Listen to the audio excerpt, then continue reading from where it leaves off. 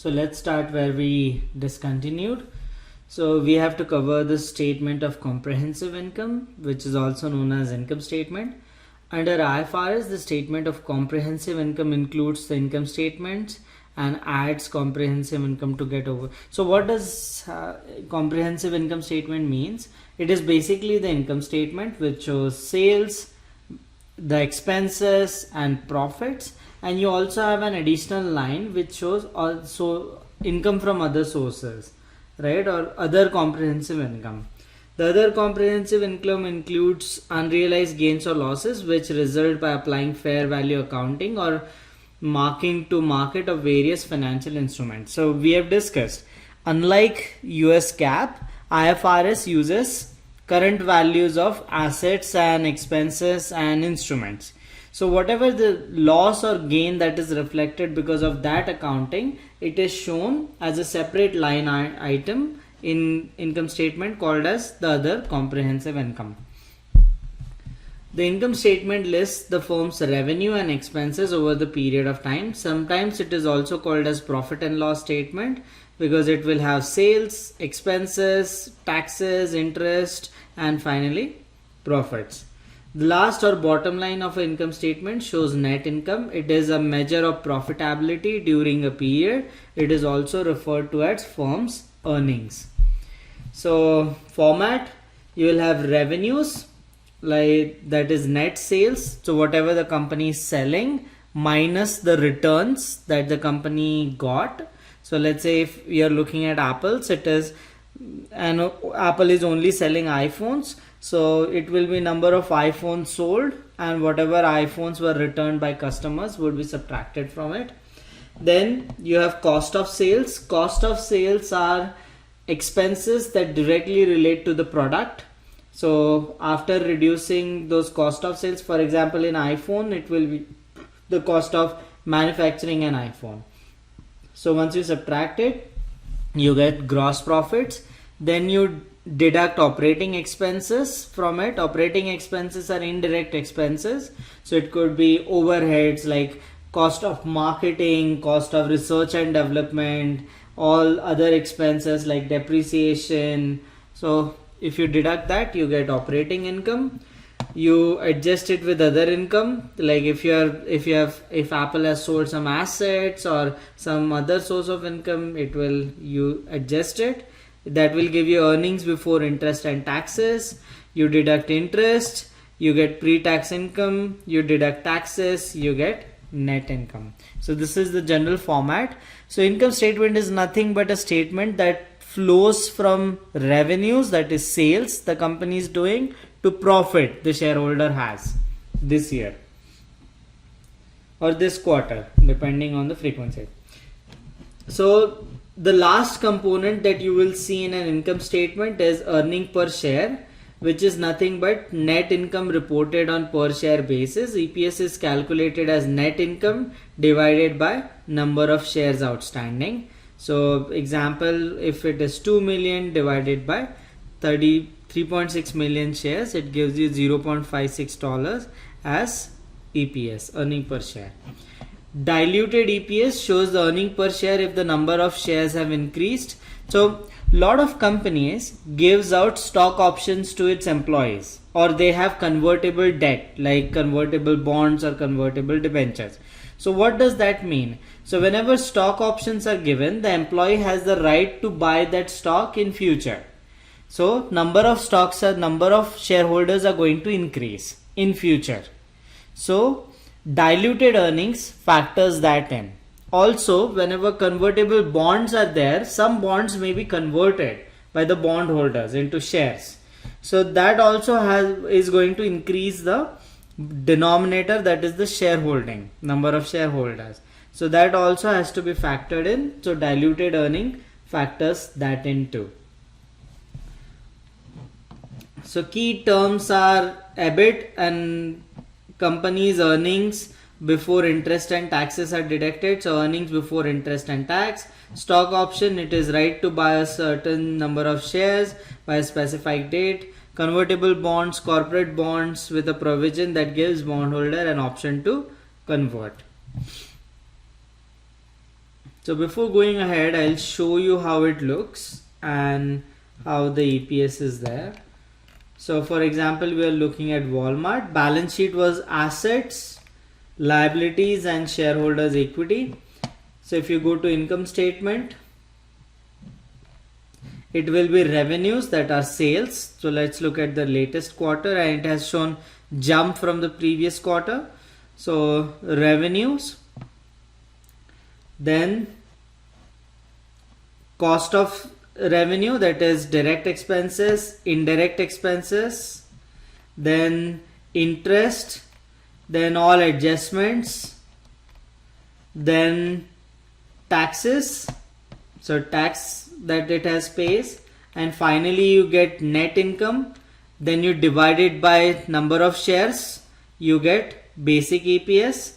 Diluted EPS means impact of options are considered, options or convertible bonds are considered.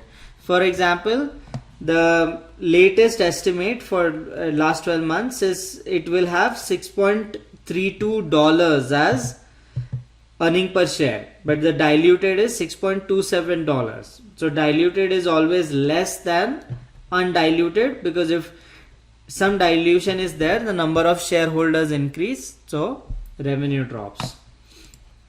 If you look at, I'll also show you Apple.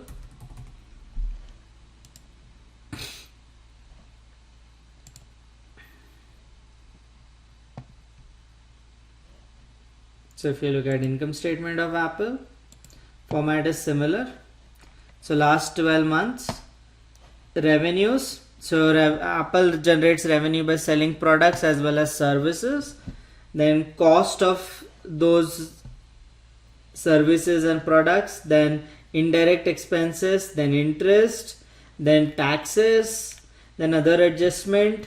Finally you get net income. You divide it by number of shares, you get earning per share. So it was $3.32. Diluted earnings are generally less than earning per share because it factors in dilution from employee stock options as well as convertible issued. Okay.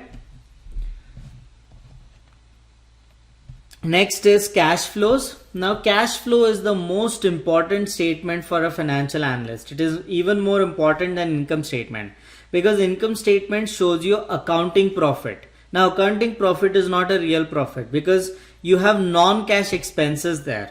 You have like depreciation, amortization, which are non-cash, right? And other working capital adjustments like increase in inventory and all those things which are non-cash. So even if even sales, right, credit sales are included, but you don't know whether credit sales are going to materialize or not, whether if the person stops paying then it becomes bad debt. So all those things are not factored in. So accounting profit is not generally the real profit. So it is important to look at cash situation. So we'll look at cash flow statements for doing that. So the firm statement of cash flow uses the information from income statement and statement of financial position to determine how much cash the firm has generated, how that cash has been allocated during a set period. So it looks at how much cash is there and how it is used. Cash is important because it is needed to pay bills and maintain operation, and it is the source of any returns for an investor.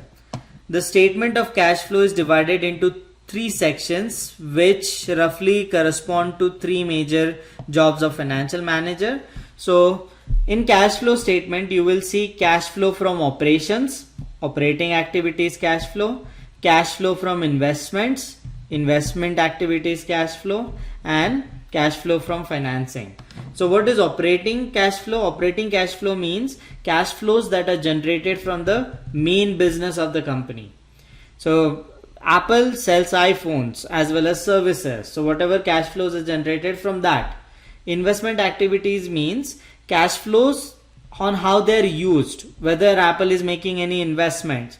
So if investments are being made, it will be negative cash flow.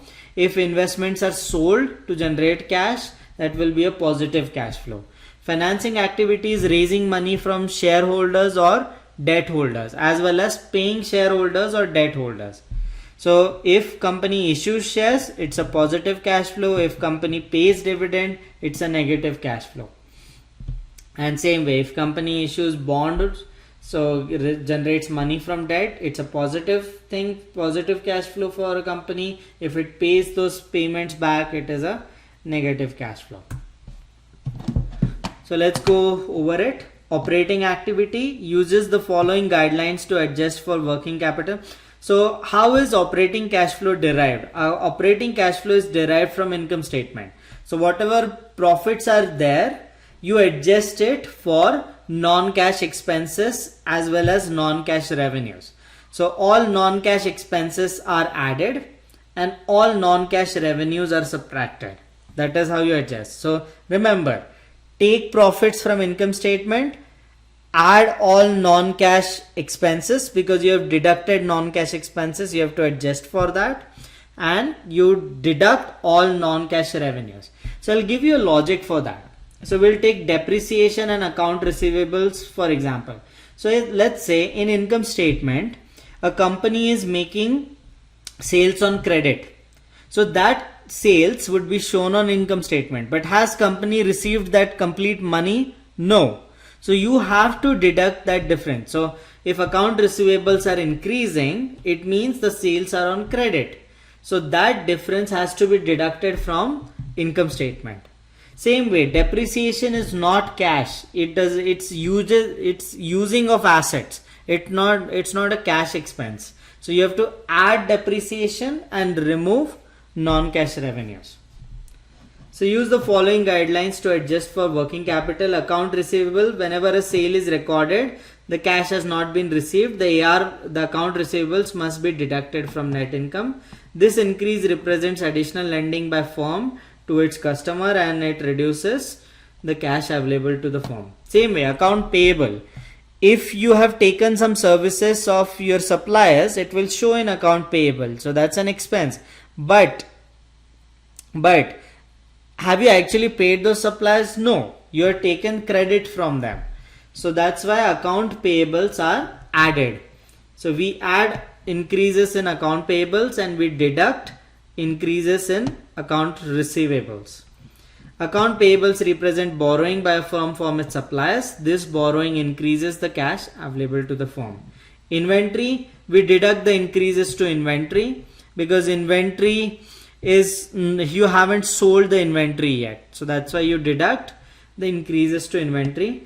Increases to inventory are not recorded as an expense and we do not contribute to net income. However, the cost of increasing expense is a cash expense for a firm and must be deducted.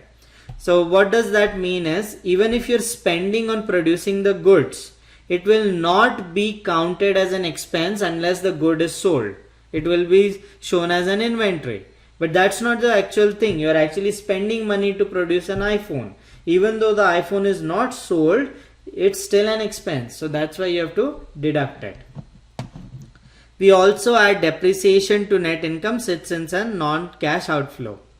So remember, take net income, add depreciation, deduct increase in inventory, then deduct increase in inventory. We saw that, add accounts payable and deduct account receivable. So remember this. Okay. Next is investing activity. Subtract the investing activity means the capital expenditure that the firm is making. So to adjust it, subtract the actual capital expenditure that the firm made and deduct other assets purchased. So whenever you make capital expenditure, you're spending money. So that's why it's an outflow. If you're selling assets, then it's an inflow. Financing activity, the last section of a statement of cash flow shows that the cash flows from financing activity. So if you're raising money from stockholders, selling stocks, it's a cash inflow for you. Raising money from bondholders, selling bonds, it's an inflow for you. But if you pay dividend or pay those bonds off, then it's an outflow. Okay. Now before we go to, I'll show you the cash flow statement. So we're looking at Apple. So it's divided into three parts: cash flow from operating activities, cash flow from investing activities, and cash flow from financing activities. Right? The most important focus area for us is cash flow from operations. So cash flow from operations should be positive and they should show an increasing trend, because then the company is making real profits, real cash profits. And 80 billion is cash flow from operations for Apple, which is significant. But if you see, this cash flow and profits are different. So if you see profits for Apple's in last 12 months, net income, it's around 58 billions. Right? It's around 58 billion. But the cash flow is more, which is a good sign. So accounting profits are less than cash flow, which is a good sign. Next is payout ratio. Payout ratio means whatever the company is earning, out of which some part it will share as dividends. So it is calculated as dividends divided by net income. And whatever is left is retained in the business. So retained earnings are net income minus dividends. So if you see,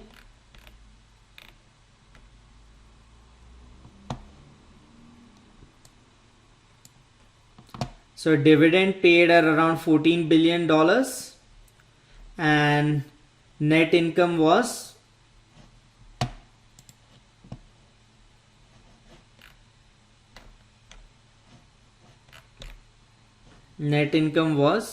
around $58 billion. So dividend payout ratio for Apple was 14 divided by 58. So 24% of earnings of Apple they distribute as dividend. Rest of it they keep with themselves for growing the business, launching new products, etc.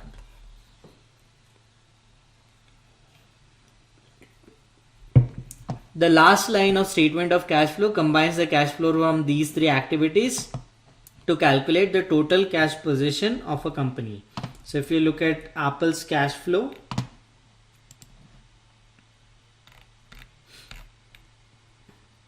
it will show you net changes in cash, how much cash has changed. So it has reduced cash position by 17 billion. So it may have used it for something, that's why the cash has gone down.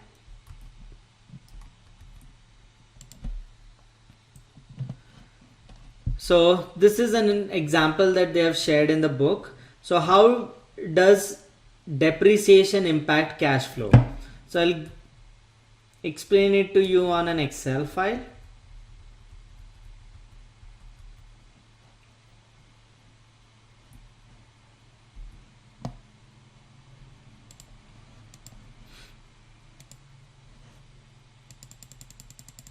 So assume that depreciation is $1 million, or let's say for simplicity we have a small firm and it is $100,000.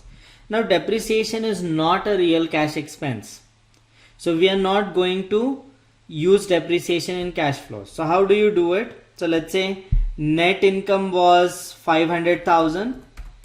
To see the cash position, we generally add depreciation. Okay, so cash flow would be around 600,000, but there is a trick here. So whenever you charge depreciation, even though it is a non-cash expense, still it is considered to be an expense for taxation purpose. So even though depreciation is a non-cash expense, you are not actually spending cash anywhere. So it should not be treated in a cash flow statement. So even though that is the case, it is still an expense for taxation. So more depreciation you charge, lower the taxes you pay, because lower will be your profit. So instead of 200,000, if instead of 100,000 you charge 200,000, your profit will go down. So it will be 400,000. so your taxes will go down. Okay, so that is an important thing to consider while dealing with depreciation, that is the impact of depreciation on taxes. So suppose Global had an additional $1 million depreciation expense in 2018. If Global's tax rate is 26%, what would be the impact of this expense on Global's earning? How would it impact cash flow? So depreciation is an operating expense. So Global's operating income, EBIT and pre-tax income would be affected. With a tax rate of 26%, Global's tax bill will decrease by 26 cents for every dollar of pre-taxed income reduced. So what is happening? For every dollar of depreciation that it is charging, it is paying 26 cents less tax. So that is important. So if it is charging $1 million depreciation, 1 million into 26% is what it is saving on actual taxes. Recall that depreciation is not an actual cash outflow even though it is treated as an expense. So the only effect on cash flow is through reduction in taxes. So Global's operating income, EBIT and pre-tax income would fall by $1 million. So though the accounting profit will fall by $1 million, the cash flows would not fall by $1 million. This $1 million decrease in pre-tax income would reduce tax bill by 0.26 million. Therefore, the net income would fall by 0.74 million. So what is happening? You're charging 1 million depreciation, so your profit is going down, but you're saving on taxes. So actually the impact is, instead of 1 million, 0.74 million is your reduction in profits. But on the statement of cash flows, net income would fall by 0.74 million, but will add back the entire depreciation because it's a non-cash expense.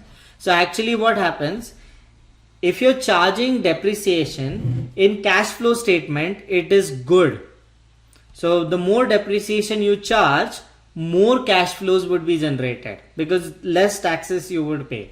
Thus, cash from operating activities would actually show an increase of 0.26 million. Thus, Global's cash balance at the end of the year would increase by 0.26 million, the amount of tax that is saved. So even though higher depreciation is bad for accounting profits, it is good for actual cash flows because it saves you tax.